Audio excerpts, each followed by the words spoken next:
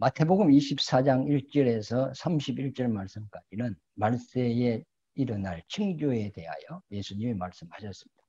그리고 32절부터는 예수님이 언제 오시느냐, 그 부분을 말씀하셨는데, 무화과나무 잎이 연하여지면 인자가 문 앞에 이른 줄 알라고 했습니다.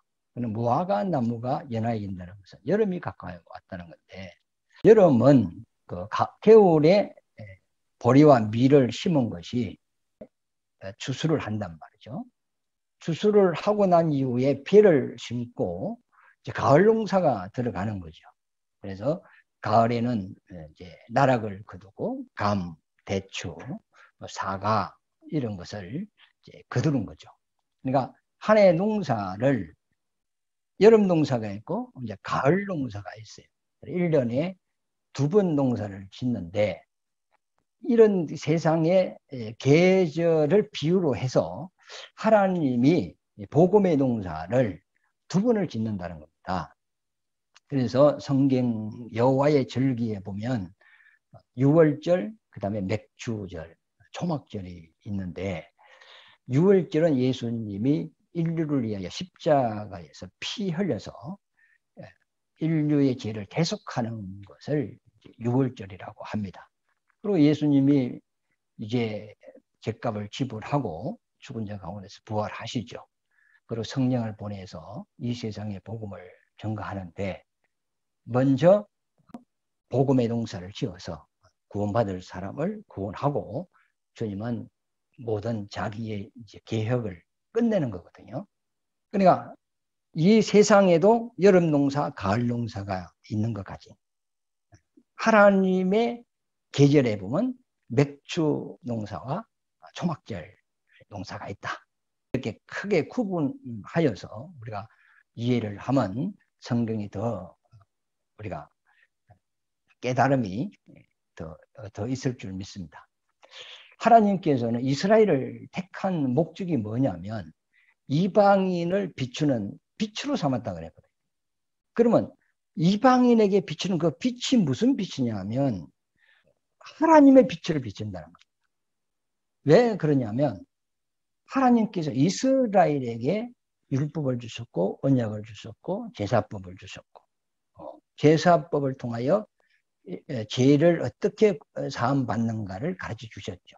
하나님이 우리 인생들에게 베풀어 주실 그 모든 그 언약을 이스라엘에게 다 주셨단 말이죠.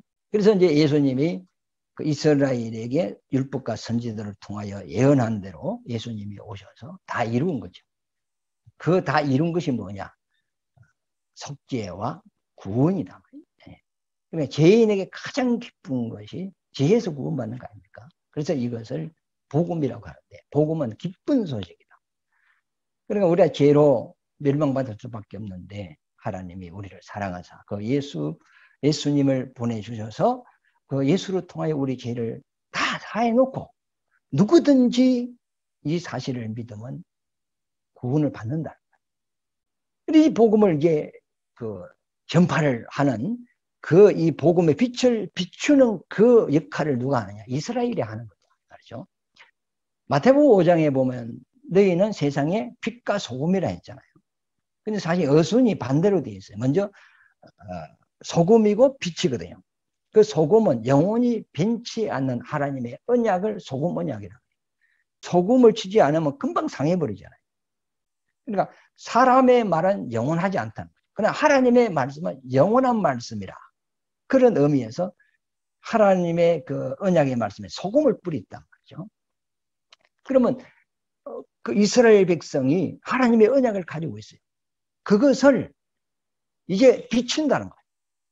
그러니까 이 등불을 마라를 두지 않고 등경 위에 두어서 이방 모든 사람이 이 복음을 다 알 수 있도록 이스라엘 백성은 자기들이 하나님께 받은 것을 비친다는 거예요.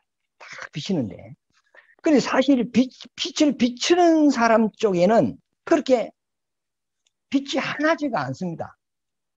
우리가 등장빛이 어둡다 그러잖아요. 그러니까 이 빛을 상대방 하나에 비추면 빛을 받는 사람은 모든 게 확하게 이제 모든 것을 다 빛 때문에 알 수 있는 거잖아요. 우리가 뭐 눈을 뜨고 있어도 빛이 없으면 아무것도 안 보여요.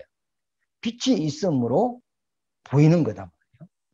그러니까 하나님을 아는 빛, 구원의 빛, 용서의 빛, 진리의 빛, 하나님을 우리에게 알게 하는 것, 그 지식의 빛을 이스라엘이 이방인에 비춰주는데 이방인들은 이 빛을 받고 하나님을 아는 거예요. 근데 정작 하나님께 말씀을 받아서 그 진리의 빛을 이방에 비춰주는 당사자 이스라엘 쪽에는 어둡습니다. 이게 완전 어두운 것도 아니고, 예? 또 빛이 하얀 것도 아니고, 어두움과 빛이 약간 섞여 있는 거지. 그러니까 물건은 보이기는 보이지만 확실하게 구분되지 않는 빛을 비추는 쪽에는 그런 어떤 상태단 말이죠. 그래서 이스라엘 백성들은 하나님의 언약을 받은 자들인데 예수님이 모세와 율법이 증거한 예수님이 이 땅에 오셨잖아요. 오셨는데 그들은 예수님이 메시아인 것 같기도 하고 아닌 것 같기도 하고 이들이 이제 혼란이 옵니다. 그래서 영적으로 이 좀 약간 어두운 상태거든요. 그런데 예수님보다 6개월 앞서 와서 예수님을 증거하는 자가 세례 요한이잖아요. 그가 이스라엘 백성들 앞에서 회개하라. 천국이 가까이 왔느니라 그랬어요. 그 천국은 예수님을 이야기해요. 구원자가 가까이 왔다. 하나님의 아들이 우리를 지혜에서 자유케 하게 하여 오고 있다. 바로 내 뒤에 그분은 오고 있다. 이 세상에 왔는데 아직 자신을 드러내지 않았을 뿐이다. 회개하라. 백성들에게 그랬어요. 그리고 이제 세례받고 예수님이 걸어가는데 요한이 성령에 감동되어서 보라 세상지를 지어가는 하나님의 영향이다 하고 또 증거를 합니다. 바리새인들이 요한에게 찾아와서 너가 메시아냐 했더니 나는 메시아가 아니다. 내 뒤에 오시는 이는 얼마나 큰지 나는 그분의 신발끈도 풀고 매는 것도 내가 감당치 못하겠다 하면서 예수님을 증거했어요. 그리고 예수님은 그 이스라엘 백성들 앞에서 선지자들이 예언한 대로 표적을 보이고 죽은 자를 살리고 문둥이를 치료하고 그러면서 천국에 대한 말씀도 그들 앞에서 선포했지만 그들은 들어도 그게 뭔 말인지 몰랐고 보아도 그분이 누군가를 알지 못했단 말이에요. 하나님의 언약을 받고 그 언약대로 예수님이 자기 눈앞에 왔는데 그들은 몰라요. 그래서 예수를 거부하고 예수를 죽이거든요. 그러나 예수님은 죽었다가 3일 만에 부활합니다. 부활해서 이제 그분 하나님 우편에 이제 올라가셔서 성령을 보내주십니다. 그래서 마가다락방에 성령이 임재를 했어요. 120명에게 성령이 임했는데 방언이 터지고 한상이 열리고 예수님이 공생의 3년 동안 전가한 말씀이 그대로 깨달아지는. 그래서 가슴이 정말로 뜨거워지고 이 복음을 전하지 않으면 견딜 수가 없으니까 나가서 예수는 그리스도이시다. 예수는 메시아이시다. 예수님은 구원자이시다. 하면서 예수를 이스라엘에 전파를 하니까 이스라엘 백성이 예수 믿는다를 이제 박해하기 시작하죠. 예수를 거부하고 죽였단 말이에요. 그래 예수님이 그런 이야기를 하죠. 십자가에 달렸을 때 아버지여 저들이 이렇게 하는 것은 알지 못해서 이렇게 하오니 용서하여 주시옵소서 하면서 자기 백성을 위하여 아버지께 기도했단 말이죠. 그러니까 이스라엘 백성은 실질적으로 하나님의 백성이고 언약받은 그 민족이고 주님을 기다리던 사람들이었거든요. 그런데 주님이 왔는데도 그들은 몰랐단 말이에요. 왜 몰랐느냐? 만약에 그들이 예수가 하나님의 아들이고 천지를 창조하신 하나님이라는 것을 안다면 예수 죽일 사람은 이 세상에 아무도 없어요. 그러면 예수님이 십자가에 죽지 않으면 인류는 구원을 받지 못합니다. 그러므로 하나님께서 자기 백성의 눈을 가리고 마음을 닫고 길을 막았다고 했어요. 예수를 봐도 알아보지 못하도록 말씀을 들어도 깨달지 못하도록 그 백성들에게 정신을 혼미하게 했다고 했어요. 그게 이사야 6장에도 나오고 마태복음 13장 비유장에도 나오기도 하고 또 로마서 9장에서 11장 말씀, 이방인의 충만한 숫자가 구원받기까지 이스라엘의 눈을 막아놨다 그랬거든요. 그러니까 이스라엘이 멍청해서 예수를 몰라본 것이 아니고 그들은 하나님께 받은 이 진리, 빛, 구원을 자기들이 먼저 받았지만 자기들이 믿기 전에 이방인에게 비치는 사명을 받고 택함을 받은 사람들. 물론 이스라엘 백성 중에서 또 예수를 알아보고 이제 예수 믿는 사람들이 있었어요. 있었는데 전체적으로 봤을 때 이스라엘 백성들은 예수를 이제 영접을 하지 못했죠. 그래서 이제 그들이 버린 예수가 어디로 와? 이방인으로 왔어요. 그래서 건축자의 버린 돌이 모퉁이의 머릿돌이 되느니라. 건축자가 버린 돌, 그 돌이 산돌인데 예수거든요. 죽었다가 부활하신 그 생명의 주 산돌을 버리겠다는 거예요. 그런데 버린 그 예수가 이방인의 구주가 되어버린 거예요. 이것이 하나님의 뜻이라는 거예요.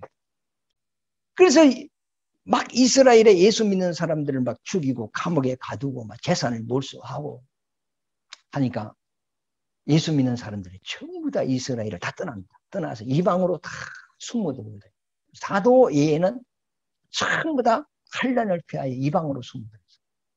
그래서 이제 결국은 이제 사도는 순교를 당하죠. 그러면 이방으로 이스라엘 백성 중에 예수 믿는 사람이 들어왔는데 이방인들에게 막 복음을 전한단 말이에요. 그러니까 막 병든 자에 손을 얹으니까 막 병이 낫고 막 귀신이 떠나가고 막 이적이 나타나니까 이방인들이 막 자기 신을 뿌리고 예수를 영접하기 시작하는. 그러니까 이방인에게 복음이 막 나가기 이제 시작하는 거죠. 그래서 이 복음이 처음에는 예루살렘으로부터 시작이 돼요. 그러나 유다와 그 다음에 사마리아와 그 다음에 땅끝까지 이제 복음이 전거되어야 된다. 그 복음의 시작은 예루살렘으로부터 시작되었어요. 예수는 이스라엘에 왔단 말이에요. 이스라엘에 와서 세상 죄를 지고 이스라엘에서 죽은 자 가운데서 살아났고 이스라엘에서 부활했고 성결했단 말이에요. 그러면 하나님의 모든 일은 이스라엘에서 시작하고 이스라엘에서 끝나는 거예요. 그러나 이 복음은 이스라엘에 왔으나 이스라엘이 버리버리다. 그러니까 이방으로 이제 와서 지금 복음이 계속 서쪽으로 복음이 이제 전거돼가지고 거의 땅끝까지 이제 온 거예요. 그리고 난 이후에 이스라엘은 주후 70년경에 로마 디도 장군이 예루살렘을 치고 들어옵니다. 그래서 예루살렘의 성전이 돌 위에 돌 하나도 남지 않냐고 다 무너졌어요. 그리고 나라도 없어졌어요. 백성들은 다 세상에 흩어져 버렸어요. 디아스포라가 된 거죠. 완전 그만 이스라엘이 정말 이 큰 환란에 들어간 거죠. 그래서 마태복음 그 21장에 보면 그 예수님이 예루살렘에 올라가시다가 시장 앉으라. 그래서 뭘 무화과나무에서 열매를 하나 얻을까 싶어서 갔더니 열매가 없다 그랬어요. 그래서 저주를 해줬습니다. 그래서 뿌리로부터 말라져 버렸어요. 그 무화과가 유대인을 상징하는 나무거든요. 그런데 뿌리로부터 말라져 버린 이 무화과가 24장에 오늘 그 본문 말씀에 보면 죽었던 그 무화과 나무가 이제 연하여지고 잎사귀를 내기 시작하는 그 이스라엘의 회복이거든요. 그래 주후 70년경에 나라도 없어지고 성경도 무너지고 백성도 다 흩어지고 이제 무화과 나무가 다 말라져 버린 세상에 이스라엘 나라가 없어져 버렸어요. 그런데 이 복음에 이방에 전거될 이방 땅끝까지 다 전거될 이 시점이 가까워지니까 이스라엘이 다시 나라가 회복이 되기 시작하는. 그래서 성경에 보면 무화과 나무 잎이 연하여질 때면 인자가 가까이 온 줄 알아라 그랬어요. 여름이잖아요. 그러면 이 여름은 여름 농사를 지어서 여름 농사는 이방의 복음을 증거하여서 이방을 구원하는 겁니다. 지금 우리 이방인들이 구원받을 때 은혜 받을 때거든요. 아직 이스라엘에는 복음이 증거되지 않아서 복음이 안 들어갔어요. 그들은 복음 농사를 안 지었기 때문에 추수할 것이 없어요. 가을 농사입니다. 그러나 지금은 여름 농사를 짓는데 지금 우리가 구원받을 때고 은혜 받을 때 지금 우리가 이 복음을 받아들이지 않으면 다시 기회가 없는 거예요. 그러면 여름이 가까워졌다 이 말은 여름 농사를 추수할 때가 가까워졌다는 거예요. 그래서 주님은 추수하기 위하여 공중에 재림한다. 그럼 주님이 공중에 오실 때 천사를 동서남북에 보내서 믿는 자 중에서 먼저 익은 자를 첫째 부활에 공중으로 불러 올리는 겁니다. 올리고 난 이후에 이제 가을 농사가 들어갑니다. 초막절 농사가 들어가는 거예요. 우리가 이제 우리나라도 보면은 여름 농사 추수하고 모를 심어서 가을 농사가 딱 들어가는 거지. 먼저 복음이 이방인에게 증거되어서 이방인을 먼저 추수하고 그 다음에 이스라엘의 복음이 들어가는데 그게 이스라엘의 회복입니다. 그래서 이스라엘의 회복은 반드시 환난을 통과하여서 회복이 되는 거예요. 그러니까 무화과 나무 잎이 연하해진다는 이 시점이 굉장히 중요한 것이 뭐냐면 여름 농사와 가을 농사 그 중간에 있는 그 중간 그 지점입니다. 이게 굉장히 중요한 거예요. 그래서 여름 농사가 추수되면 가을 농사 들어가거든요. 그래서 우리가 만약에 주님 공중에 오실 때 들림받지 못하면 대환란에 우리는 들어갑니다. 계시록을 한번 읽어보세요. 창세 이후로 이런 환란은 없었다 그랬어요. 아무도 그 환란에서 믿음을 지킬 사람이 많지가 않다 그랬어요. 지금도 조금 힘들면 교회 안 나오고 조금 힘들면 뭐 이거 예수 믿어도 하면서 투정을 하고 시험 들고 하는데 그때 목숨 내놓고 믿음 지킬 사람이 어디 있겠어요? 그러니까 지금 주님이 공중에 오실 때 이방인들은 추수를 당해야 된다. 그때 나는 올라갈 겁니다. 여러분들 따로 오시든지 말든지 알아서 하시길 바랍니다. 그리고 난 이후에 이제 가을 농사, 초막절이 이제 들어가는데 이제 들림 받은 사람은 공중에서 주님과 7년 동안 혼인잔치를 해요. 그러면 공중에서 7년 혼인잔치를 한다는 것은 지상에도 7년 이제 대환란이 이제 일어나는 거죠. 그런데 7년인데 전 3년만은 음녀가 세계 평화와 잘 먹고 잘 사는 것으로 세상을 통치를 하게 됩니다. 그 다음에 후 3년 반, 전 3년 반이 끝나고 후 3년 반 딱 들어갈 그 무렵에 적그리스도가 이제 또 나타납니다. 음녀를 배도하고 이제 자기가 성전에 앉아서 나에게 경배하라. 경배하지 않는 사람은 다 죽이라 그랬다. 그러면 적그리스도가 가르치는 교훈이 뭔가? 음녀가 가르치는 교훈은 세계 평화와 잘 먹고 잘 사는 겁니다. 어찌 보면 음녀가 이게 통치할 때는 사람이 범죄하고 난 이후에 가장 평화롭고 가장 살기 편하고 가장 배부르고 가장 문화가 발전되어 있을 때로 보면 됩니다. 그러니까 너무 살기가 좋으니까 예수 믿는 사람들 전부 다 그쪽으로 마음도 빼앗기고 생각도 빼앗기고 믿음은 뒷전이고 그쪽으로 다 쏠려가게 돼 있다.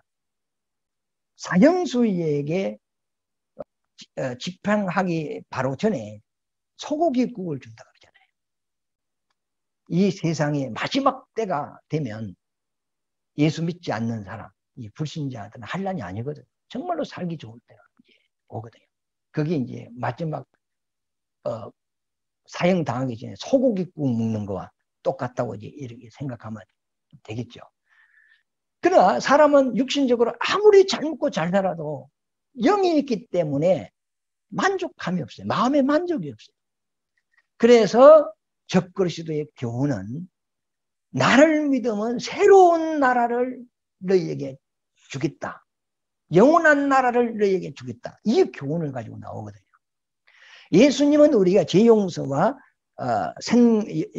영생에 이르는 생명과 또 그 말씀을 주시고, 그 예수님은 그 영원한 나라의 영원한 왕이시고 하나님이 되시는 분이단 말이죠.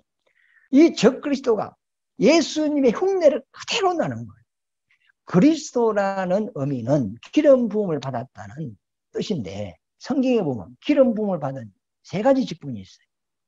제사장, 선지자, 왕입니다. 그런데 제사장은 죄를 사하는 그 일을 하는 것이 제사장. 선지자는 하나님의 생명의 말씀을 선포하는 자가 선지자의 사명이에요. 왕은 하나님의 백성들을 다스리는 왕이란, 하늘나라의 왕이 되신다, 이런 뜻이거든요. 그러니까 적그리스도의 교훈은 나를 믿으면 죄 용서받는다, 나를 믿으면 영생에 이른다, 나를 믿는 사람은 그 영원한 나라의 내 백성이 될 것이다, 이런 교훈으로 백성들을 현혹하고 유혹하고 그들을 넘어뜨린단 말이에요. 엄녀는 전 3년 동안 세계 평화, 잘 먹고 잘 사는 것으로 유혹하여서 넘어뜨리고, 그래서 사람이 아무리 잘 먹고 잘 사는 건 마음에 만족이 없어요. 영적인 존재이기 때문에. 그래서 적그리스도는 그 마음의 공허함을 이제 그렇게 제사함과 영생과 천국에 대한 것으로 교훈으로 이게 속인단 말이에요. 이렇게 이들이 역사를 하기 시작하거든요. 후 3년 반 때 적그리스도가 나타나는데요. 그 적그리스도가 그렇게 이제 하나님 백성들을 속일 때 왕으로 오시는 예수님의 바로 앞서 오는 선지자가 나타나요. 그게 두 감람나무입니다. 두 촛대, 이런 의미거든요. 그 선지자가 나타나서 하는 말이, 우리 선지자들이 예언하신 그 메시아는 2000년 전에 오셨다. 오셔서 십자가로 통하여 우리 죄를 용서하셨다. 누구든지 그분 앞에 회개하고 그분을 믿으면 죄 용서받고 구원을 받는다. 그리고 그분은 죽으셨다가 부활하여 하늘 보좌에 앉아 계시지만 곧바로 왕으로 오실 것이다. 이 선지자가 그 나팔을 부는 거예요. 나팔이라는 것은 말씀을 전한다는 의미거든요. 그래서 그 선지자의 말을 듣는 이스라엘 백성들이 그때 깨달음을 가져요. 그러면서 맞네, 우리 조상이 예수님을 알아보지 못하고 예수님을 죽였구나. 주여, 우리는 죄인입니다. 용서해 주세요. 예. 이렇게 이제 회개를 하기 시작한다. 그래서 후 3년 반부터 나팔, 레위기 23장에 보면 나팔과 속죄와 초막을 이제 이루고 나간다 그랬거든요. 그래서 선지자들로 예침을 듣는 사람이 자기 가슴을 찢고 애통하면서 주여, 나는 죄인입니다. 나를 구원해 주옵소서 하고 회개하거든요. 그리고 난 이후에 나의 죄를 용서하고 나를 구원해 주시고 나를 영원한 천국에 인도하실 분은 왕으로 오시는 주님 외에는 내게 없습니다. 내가 구원받는 것은 나의 힘으로 나의 능력으로 되는 것이 아니고 주님의 은혜로 되는 것입니다. 지금 우리가 예수를 믿고 난 이후에 우리가 신앙 고백을 하지 않습니까? 나의 나됨은 나의 행위로 되는 것이 아니고 주님의 은혜로 내가 구원을 받고 천국 가게 되었다는 것을 고백하듯이, 이스라엘 백성들은 선지자들의 그 나팔, 그 말씀에 증거하는 말씀을 듣고 회개하고 바로 오실 그 왕을 기다리는, 그 왕을 알고 기다리는 그것이 초막절이다.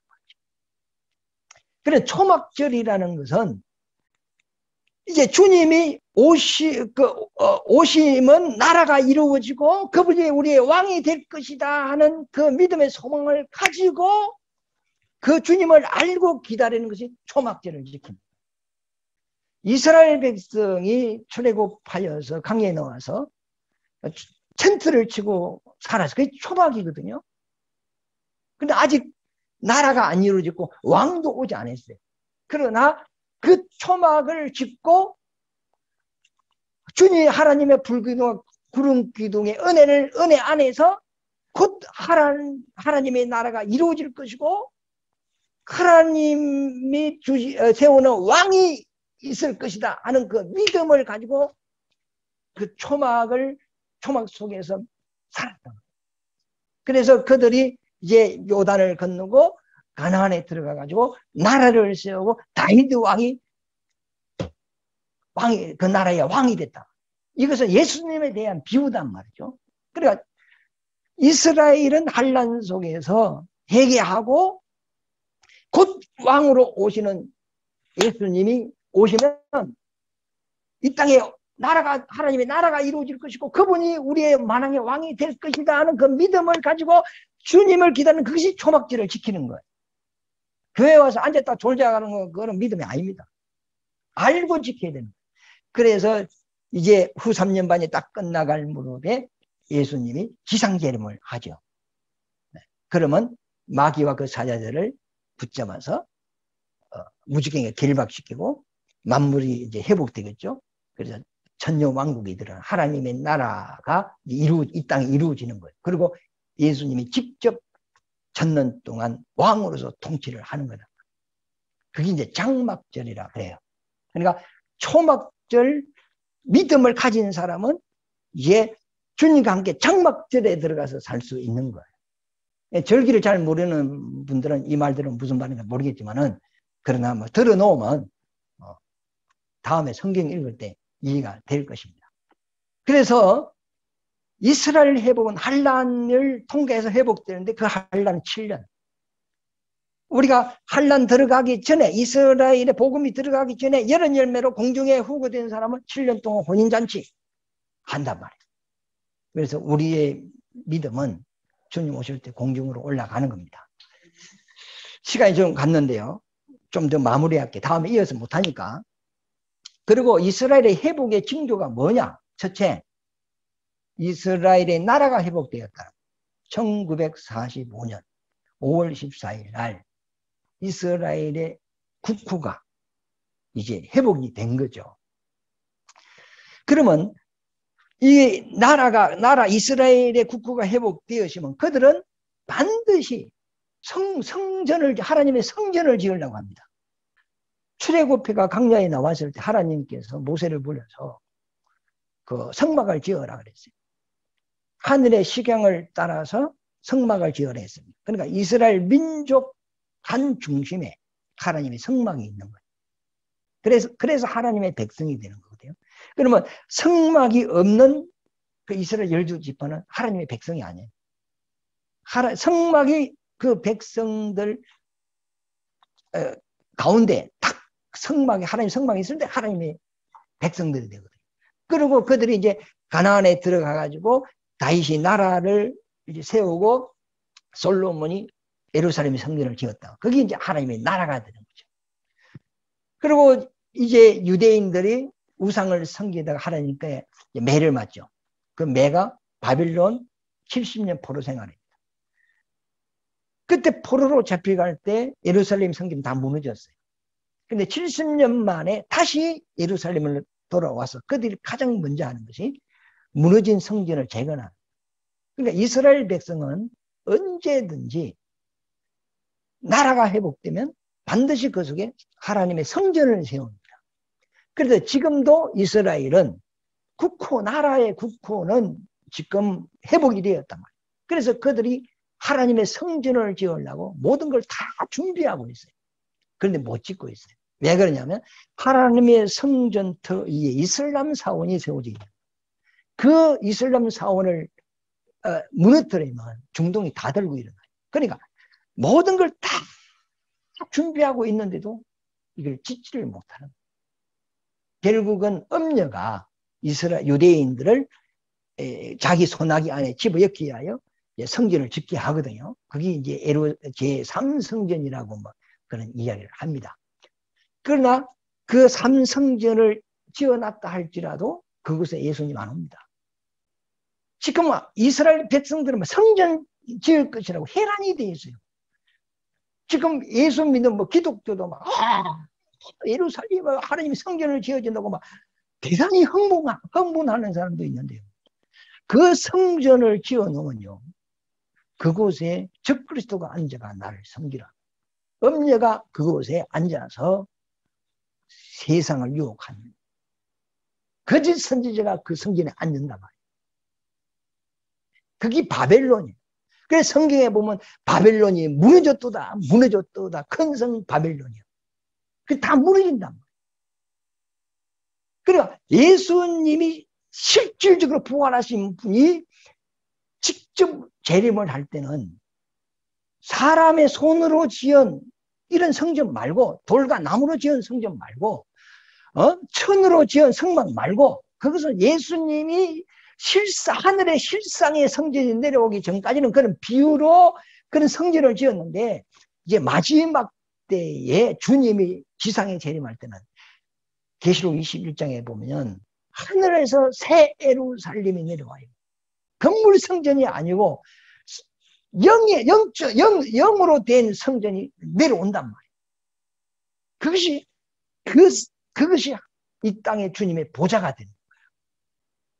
그래서 이제 그 성전에서 그 생명수 강물이 흘러서 땅끝까지 또 흘러가서 죽은 식물들이 살고 막 바다가 살고 막 강이 살고 막 그 물이 흘러가는 곳마다 전부 다 생명들이 살아서 1년 12달 내에 뭐 가시를 맺고 그런 비유를 했단 말이죠. 그래 주님이 오셔서 1000년 동안 또 영원한 말씀을 온 세상에 다 이제 또 증거를 하게 되는 거죠. 그래서 오늘 가장 중요한 것은 뭐냐? 무화과 나무 잎이 필 때는 곧 주님이 문 앞에 이른 줄 알아요. 무화과 나무 잎이 필 때 곧 이스라엘이 회복될 그때가 여름인데, 그 여름에는 여름 열매는 추수를 당하고 가을 농사가 다시 이스라엘 농사가 들어간다. 그 교차 지점이 무화과 나무 잎이 필 때다. 이제 읽고 끝나겠습니다. 32절 무화과 나무의 비유를 배우라.